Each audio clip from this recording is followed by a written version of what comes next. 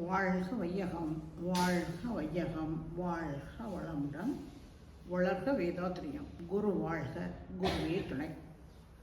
நாளும் ஒரு நற்சிந்தனை. வாழ்க்கை மலர்களில் இன்னைக்கு டிசம்பர் 17,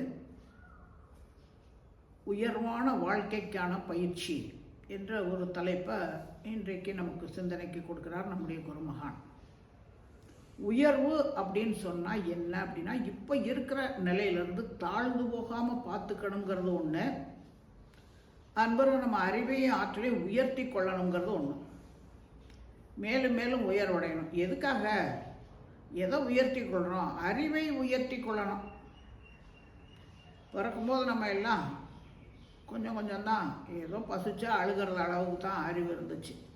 இப்போ இவ்வளவு வயதாக ஆக நம்ம கற்றல் கேட்டல் எவ்வளவோ அனுபவங்கள் மூலமாக நம்ம அறிவில் எவ்வளவோ உயர்வு பெற்றிருக்கோம். ஆனால் அந்த உயர்வு எதை நோக்கிய உயர்வுன்னா, இறைநிலையை நோக்கிய உயர்வாக இருக்கணும். ஏன்? ஏன்னா அதுக்கு தான் பிறந்திருக்கோம். பிறவியின் நோக்கமே இறைநிலையை அறிதல், அடைதல், அனுபவித்தல். அறிதல் அனுபவித்தல் ஆகாது, அடைதல் அனுபவித்தல் ஆகாது. அது ஆத்மானுபவம். அதுக்கு நான் எப்போவும் ஒரு சின்ன உதாரணம் சொல்கிறது உண்டு. ஒரு குழந்தை கையை மூடி இப்படி உட்காந்துட்டு இருக்குது. இது என்னப்பா வச்சுருக்க கையில்? நான் மிட்டாய் வச்சுருக்கேன் பாட்டிங்குது. மிட்டாய்னா என்னென்னு எனக்கு தெரியாது. இப்போ எனக்கு தெரியாத ஒரு பொருள், அதை பற்றி நான் தெரிந்து கொள்ளணுங்கிற ஆர்வம், அதுதான் அறிவின் உயர்வுங்கிறோம். இப்போ அந்த குழந்தைகிட்ட கேட்குறோம், அது காமிக்குது. இது என்னன்னா காமிக்குது, கையை விரிச்சு ஒரு பேப்பர் இருக்குது, உள்ளுக்குள்ளே தொட்டு பார்த்தா கெட்டியாக இருக்குது. இது என்னப்பா? அது மிட்டாய்ங்க. என்ன செய்யணும்? சாப்பிட்டோம்னா இனிப்பாக இருக்கும் அப்படிங்குது. இன்னும் அந்த மேலும் அது என்னென்ன அனுபவத்தை பெற்றுச்சோ அதையெல்லாம் அந்த குழந்தை நம்மக்கிட்ட சொல்லுது. நம்ம informations are collected by me. அந்த குழந்தைகிட்ட இருந்து பல தகவல்களை நான் தெரிஞ்சுக்கிட்டேன். அப்போ தெரியும் போது என்ன நடக்குதுன்னா, அந்த அறிவின் உயர்வில் நம்மளும் அதை அடையணும். சரி, இது எங்கே கிடைக்கும்? பாரு, அந்த கடையில் இருக்குது, 5 ரூபா கொடுத்தா வாங்கலாம். ஓ, குழந்தை சொல்லிடுச்சு. சரி, நம்மளும் 5 ரூபாயை தயார் பண்ணிக்கிட்டோம். இப்போ ஒரு பொருளை பற்றி அறிந்து கொண்டோம். அறிந்தது அனுபவித்தலாகாது. கடையில் போய் மிட்டாயை வாங்கிட்டோம், 5 ரூபாயை கொடுத்து அடைந்து விட்டோம். அந்த மிட்டாய் என்ற ஒரு பொருளை இது வரைக்கும் நம்ம பார்த்ததில்லை, அதை சுவைச்சதில்லை, அதை பற்றி என்னவுமே தெரியாத ஒரு நபர். இன்றைக்கு நாம் அறிந்தோம், அறிந்ததை அடைந்து விட்டோம், கையில் வச்சிட்ருக்கோம். அடைந்தது அனுபவித்தலாகாது. அந்த மிட்டாய் முதல்ல பிரிக்கிறதுக்கு தெரியணும். அது பிரிக்கும் போதே கீழே சகதியில் விழுந்துட்டு அவ்வளோதான், முடிஞ்சு வச்சு. அதுபோல தான் நம்ம கர்மா, நம்ம விடைப்பதிவுங்கிறது. அதனால் நித்த உடலில் உயிர் இயங்க மட்டும் உறைந்து உறைந்து இறை இணைப்புக்கு போகணுங்கிறார் குருமகான். அப்போ தான் நம்ம உயர்வடைய முடியும். உள்ளுவதெல்லாம் உயர் உள்ளல் என்று வள்ளுவ பெருந்தகை சொன்ன மாதிரி, முதல்ல எண்ணங்களை உயர்த்தி கொண்டே இருக்கணும். எண்ணங்களுடைய தொகுப்பு தான் மனம்.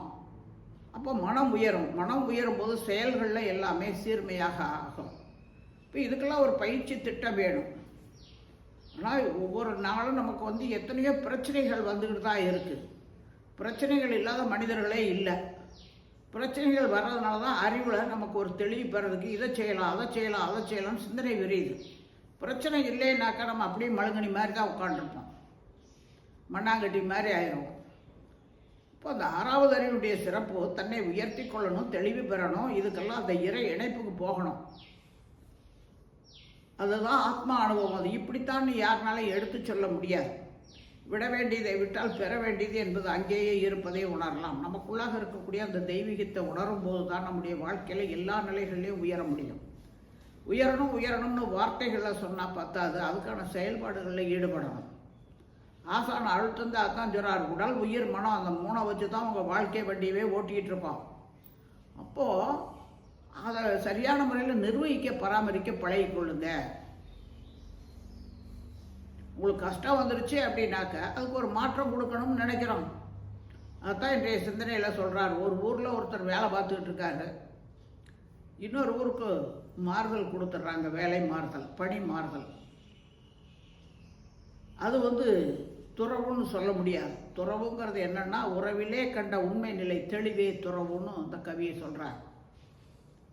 தொட்டா உறவு, விட்டா துறவும்பாங்க.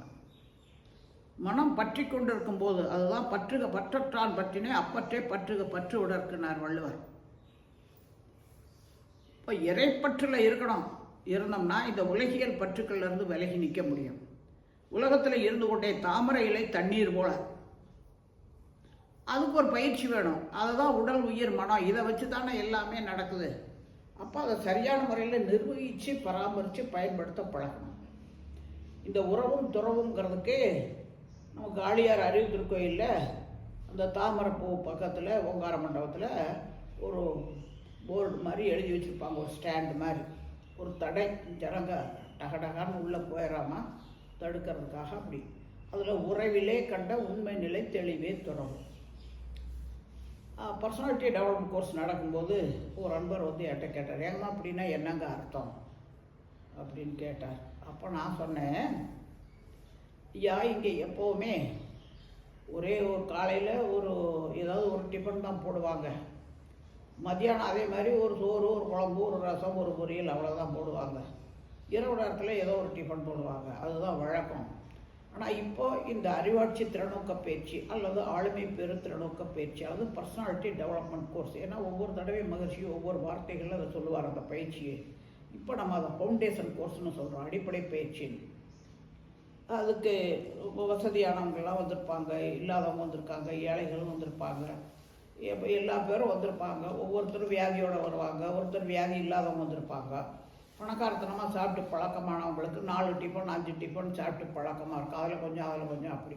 இங்கே வந்துட்டு ஒன்றுன்னு சொன்னால் பயிற்சிக்கே வரமாட்டாங்க. அதனால் சில விஷயங்களை போடுவாங்க. ஒருத்தருக்கு ஒரு உணவு ஒத்துக்கும், இன்னொருத்தருக்கு ஒத்துக்காது. அப்போ ஒரு உணவு தாங்கும்போது அந்த ஒத்துக்காதவங்க சாப்பிட முடியாமல் போயிடும் இல்லையா?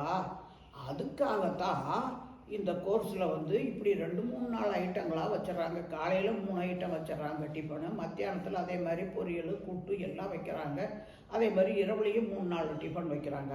அவங்க வச்சுருக்காங்கங்கிறதுக்காக நம்ம போய் எல்லாத்தையும் எடுத்து சாப்பிட்றோங்கிறதுக்காக இல்லை. ஆனால் மனித பழக்கம் என்ன அப்படின்னாக்கா, உன்னை பார்த்த உடனே ஆஹா அதை எடுத்துக்கணும்னு தான் தோணும், அது சாப்பிட்லான்னு. அதுதான் அந்த புலன் மயக்கத்துக்கு உட்பட்ட வாழ்க்கையிலேருந்து விடுபடணும். நமக்கு எது தேவையோ அதை மட்டும் நம்ம எடுத்துக்கணும். நம்ம வயது என்ன, உழைப்பின் தரம் என்ன, அது எதை சாப்பிட்டோம்னா நமக்கு நல்ல முறையில் ஜீரணமாகி எழுத்தாதுக்களாக மாறும், இதெல்லாம் நமக்குள்ளே இருக்க அறிவுக்கு தெரியுமே. அவங்களுக்கு தெரியுமா, இவங்களுக்கு தெரியுமா, தெரியாது. அதுதான் உறவு துறவுங்கிறது. எது எனக்கு வேணும், எவ்வளவு வேணும், எப்படி, இதுதான். ஏன், எதற்கு, எப்படி, எவ்வாறு. இந்த சிந்தனை தான் மிருகத்திலிருந்து மனிதனை பிரித்து காட்டுது. மிருகங்கள் கூட அதிகமாக உண்டுருச்சு அப்படின்னா அதை ஜீரணம் பண்ண முடியாதுன்னு உடனே ஏதாவது ஒன்று பண்ணி வெளியே கக்கிடும். இப்போ நாயே எடுத்துக்கிட்டோம்னா அங்கங்கே ஓடும், எதையாவது போட்டுறாங்க, ஃபுல்லாக தின்னு விட்டு அங்கே ஜீரணம் ஆகாதுங்கிறத தெரிஞ்ச உடனே அங்கேயும் இங்கேயும் ஓடி வைக்க பிள்ளை கடிச்சு திங்கோ, இல்லை பச்சை புல்லை கடிச்சு திங்கோ. கொஞ்சம் நேரத்தில் உள்ளே போனோம்னா ஓய்னு பூராத்தையும் புல்லோடு சேர்ந்து வாந்தி எடுத்துகிட்டு போயிடும். ஆனால் மனிதனுக்கு அப்படி இல்லை. உள்ளே போட்டுட்ட உடனே என்ன ஆகுது, நமக்கு அது ஆகுமா ஆகாதா, என்ன நடக்கும், இதையெல்லாம் சிந்தனை இல்லாமல் உள்ளே போட்டுரும்போது அந்த அளவுங்கிற ஒன்று முறைங்கிற ஒன்று இல்லாதனால பல வகையான பிரச்சனைகளுக்கு உடல் ஆட்பட்டு போயிடும்.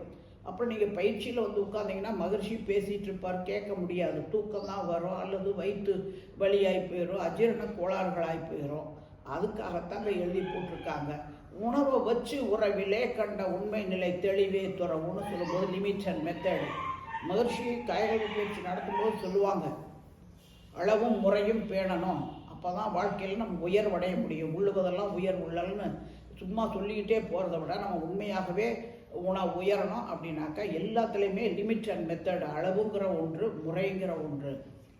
இப்போ அது உணவு, உழைப்பு, உறக்கம், தாம்பத்திய உறவு, எண்ணம், இந்த 5 அளவு முறை பேணணும். இப்போ நம்ம எந்த பொருளோட எந்த உயிரோட தொடர்பு கொண்டு வாழ்ந்து நம்ம வினைகளை கழிக்க வேண்டியவர்களாக இருக்கோம். அப்போ அந்த உறவு கொள்ளும்போது அந்த பொருளுக்கு அல்லது அந்த உயிருக்கோ அல்லது அந்த மனிதனுக்கோ அல்லது அந்த ஜீவனுக்கும் எனக்கும் என்ன உறவு, எந்த அளவில் நான் தொடர்பு வச்சுக்கணும். அன்பு எல்லார்ட்டையும் இருக்குது. அம்மாகிட்ட காட்டுற அன்பு மாதிரியே மனைவிகிட்ட காட்ட முடியாது, மனைவிகிட்ட காட்டுற அன்பு மாதிரி மகள்கிட்ட காட்ட முடியாது. யோசனை பண்ணி பாருங்கள்.